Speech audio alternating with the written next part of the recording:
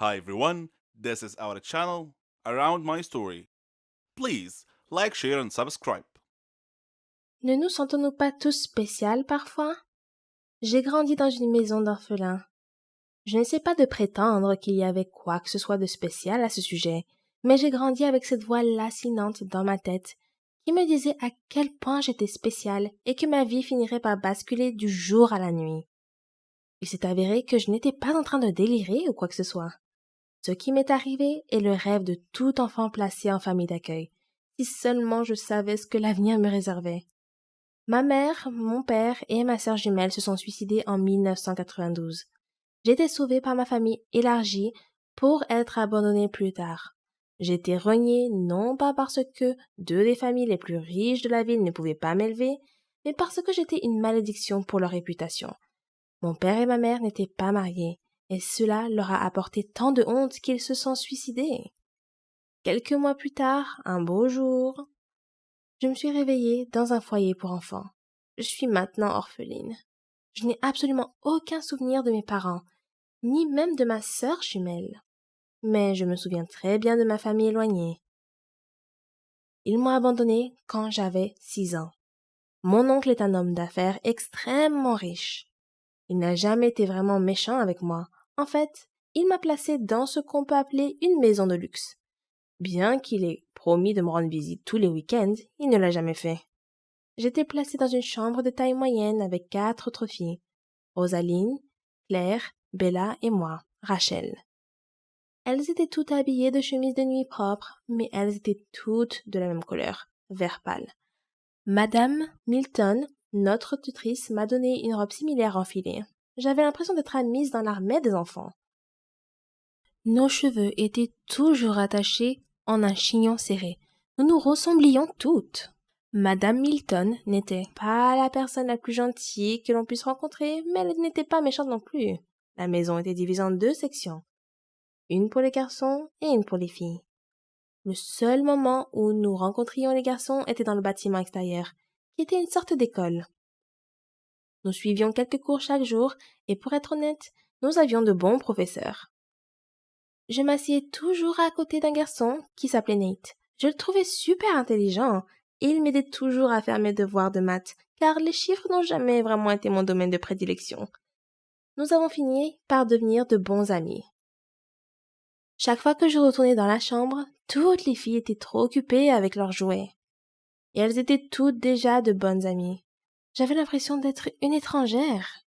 Cependant, quelques mois plus tard, je suis devenue l'alpha du groupe. Ne vous méprenez pas, ce n'est pas une histoire à la Oliver Twist. On se faisait tout le temps des farces. Et on riait bien. Je veux dire, qu'être dans une famille d'accueil n'est pas exactement des vacances, alors nous tirions le meilleur parti d'une mauvaise situation. Quand les filles s'endormaient le soir, je faisais semblant de dormir jusqu'à ce que Madame Milton se soit endormie elle aussi. Ensuite, je regardais par la minuscule fenêtre et je commençais à compter les étoiles une par une. J'en ai nommé une après mon père, une après ma mère, une après ma sœur et enfin une après Nate. Je restais debout toute la nuit, rêvant jusqu'à ce que je m'endorme. Madame Milton nous réveillait vers 6 heures du matin pour prendre le petit déjeuner et aller en classe. Cela a duré comme ça pendant des années et des années. Les jours se ressemblaient tous, sauf le week-end, qui n'était pas vraiment un week-end. Cela signifiait seulement que nous avions le droit de manger du dessert. J'ai toujours été une petite fille extrêmement curieuse. Et si Nate et moi sommes devenus si proches, c'est parce qu'il était curieux lui aussi. Nous n'avions aucune idée du monde extérieur. Nous avions tant de questions sans réponse, et parfois, nous inventions des réponses pour apprivoiser nos cerveaux. Les filles avaient des parents qui leur rendaient visite pendant le week-end, mais moi, je restais dans ma chambre. Parfois, je pleurais, et parfois je fermais les yeux en essayant d'imaginer à quoi ressemblait ma mère. Un jour, pendant le cours de sciences, Nate m'a demandé qui me rendait visite le week-end. Je n'ai jamais répondu. J'ai fait semblant de ne pas l'entendre. Mais dans un moment d'extrême confusion et de tristesse, j'ai écrit quelque chose sur un morceau de papier et je lui ai passé. Il disait « Sortons d'ici ». Nous avions 12 ans à l'époque. Je ne me souciais pas du tout des conséquences. Tout ce qui m'importait, c'était de sortir d'ici et de découvrir ce qui se passait dans le monde extérieur. Je voulais retourner chez mon oncle, même s'il ne voulait pas de moi. Nate a regardé le papier, l'a plié en deux, l'a avalé, et il m'a fait signe de tête. Je n'étais pas sûre de ce qu'il voulait dire par ce signe de tête, jusqu'à ce que, à minuit, alors que je regardais les étoiles avec lesquelles je me suis liée d'amitié depuis des années, j'entendisse le glissement d'un papier sous la porte. Je me suis levée rapidement et le papier disait « Retrouve-moi à l'école dans 5 minutes ». J'ouvris lentement la porte et descendis en courant. Nate et moi sommes restés là, maladroits, ne sachant pas quoi faire. Nous avons commencé à discuter d'un plan de fugue. Mais sérieusement, que pouvaient faire 2 enfants pour s'échapper d'un énorme bâtiment entièrement gardé? Nous étions plus intelligents que vous ne le pensez. La semaine suivante, nous avons étudié tous les déplacements dans le bâtiment. Quand les gardes de sécurité changeaient d'équipe, quel professeur quittait la classe plus tôt.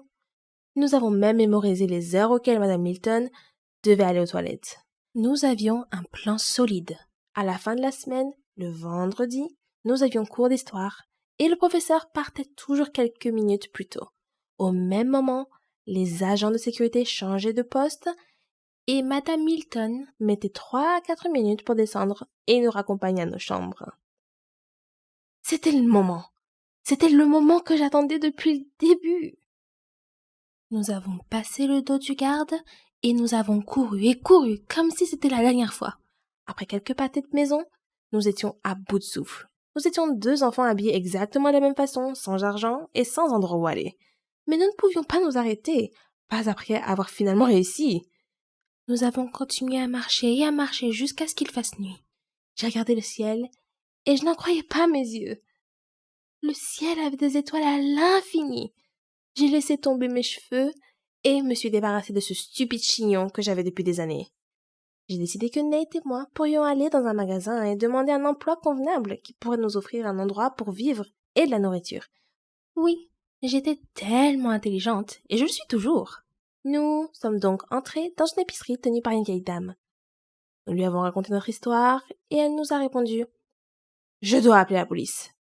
Nous avons supplié et pleuré et la dame avait un grand cœur. Elle nous a offert des sandwichs et nous a dit que nous pouvions aider à livrer les courses dans le quartier. Nous avons immédiatement accepté. Nate et moi avons dû dormir sous une couverture à l'intérieur du magasin toutes les nuits. Ce n'était pas une situation idéale, mais nous adorions ce sentiment de liberté. Nous avions l'impression d'être des enfants héros dotés de super-pouvoirs. Nous sommes restés avec la vieille dame pendant ce qui nous a semblé être une année. Si vous ne l'avez pas encore deviné, j'étais amoureuse de Nate. J'avais planifié notre mariage dans ma tête. Et bien qu'il ne m'ait jamais répondu, je savais qu'il m'aimait encore plus.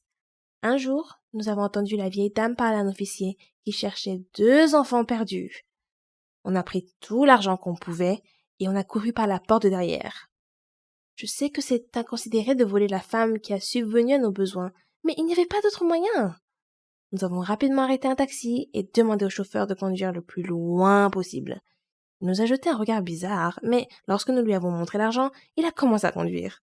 À ce moment-là, Nate m'a pris la main pour la toute première fois et m'a dit « Ça va aller ». J'ai senti mon cœur fondre sur le sol. Mais le bruit de la circulation m'a ramené à la raison. Le chauffeur de taxi conduisait bizarrement, mais aucun de nous n'était vraiment familier avec la conduite. Donc nous n'avons jamais vraiment fait attention. J'ai regardé Nate et j'ai dit « Nous devons trouver mon oncle. Il est riche, il peut nous aider. Tu peux te cacher dans ma chambre ou il peut même nous adopter. Je ne sais pas. » Ma voix était tremblante. Nate a répondu « Hé, calme-toi. Je te promets que tout va bien se passer. Rachel, nous sommes ensemble, c'est tout ce qui compte. Et je vais t'aider à trouver ton oncle. » Je n'ai pas entendu le reste de ses paroles. Je me suis réveillée dans un lit d'hôpital. J'ai crié à plein poumon. Une infirmière est entrée et j'ai demandé « Qui êtes-vous? Pourquoi suis-je ici? Je dois partir tout de suite. Où est Nate ?» L'infirmière m'a donné un comprimé et de l'eau. Elle m'a dit « Calmez-vous. Vous allez vous en sortir, votre ami va bien. Vous avez eu un accident de voiture. Quel est votre nom? J'ai repoussé sa main et refusé de prendre la pilule. Je lui ai répondu: Je m'appelle Rachel et je dois voir mon ami tout de suite. L'infirmière est partie. Ensuite, un officier est entré. Il a commencé à poser des questions et j'ai continué à demander à voir Nate. Je n'ai jamais répondu à aucune de ces questions. Je lui ai demandé de rappeler l'infirmière et elle est venue. Je lui ai demandé de m'aider à m'asseoir droit parce que je sentais à peine mes jambes. Peut-être avais-je dormi trop longtemps. Elle est restée plantée là. J'ai baissé les yeux et je n'ai pas de jambes. Que s'est-il passé? J'ai demandé. L'accident est survenu, Rachel, a répondu l'infirmière. Maintenant je suis une orpheline infirme? Non, ça ne peut pas être vrai. Je ne sais pas pourquoi, mais j'étais super calme. Qu'est-il arrivé à mon ami? Il va bien. Où sont tes parents? J'ai fixé le plafond blanc et je n'ai rien répondu. Je ne sais pas comment, mais le lendemain matin, l'officier m'a réveillée. Je lui ai raconté toute l'histoire et j'ai décrit mon oncle et son nom de commerçant. J'avais besoin de toute l'aide possible, mais personne ne me disait rien sur Nate. Plus tard dans la journée, un médecin est venu m'expliquer que je devais subir une opération pour poser des jambes artificielles. Je ne savais pas ce que cela signifiait et j'ai demandé innocemment: Est-ce que cela veut dire que je vais remarcher? Le médecin m'a expliqué que je pourrais remarcher, mais que cela prendrait quelques années. Plus tard dans la journée, mon oncle est arrivé. J'avais un torrent de sentiments contradictoires, mais mes yeux étaient vides.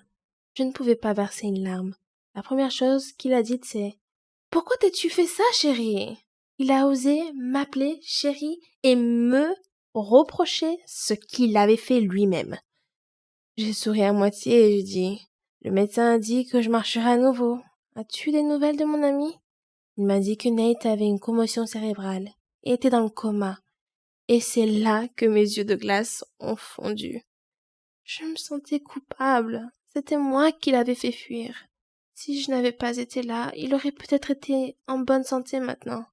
Oncle Todd, tu peux appeler le médecin pour moi? Ai-je demandé. Le médecin était très compréhensif, même s'il n'avait pas une idée précise de ce qui se passait. Il m'a expliqué que Nate irait bien. Et je l'ai cru. Mon oncle a payé pour mon opération, et pour le séjour de Nate aussi. C'est déroutant. S'il avait un si grand cœur, pourquoi m'a-t-il envoyé dans une famille d'accueil? J'ai perdu le fil des jours. J'aurais voulu être de retour à l'orphelinat, assise à côté de Nate pendant qu'il m'aidait à faire mes devoirs. Un mois plus tard, Nate allait mieux. Je l'ai vu quelques fois, et j'étais capable de faire quelques pas avec l'aide des infirmières. Mon oncle me rendait visite de temps en temps, et je voyais bien qu'il essayait de se faire pardonner. Mais n'était-ce pas un peu trop tard? 10 mois plus tard, nous avons tous deux été renvoyés à l'orphelinat avec des rapports indiquant que Nate risquait une attaque cérébrale et que je ne pouvais pas marcher ou rester debout trop longtemps. Mon oncle nous a proposé de rester chez lui, mais nous savions tous les deux qu'il ne le pensait pas. De retour à l'orphelinat, nous avons été traités différemment. Ce n'était tout simplement pas la même chose.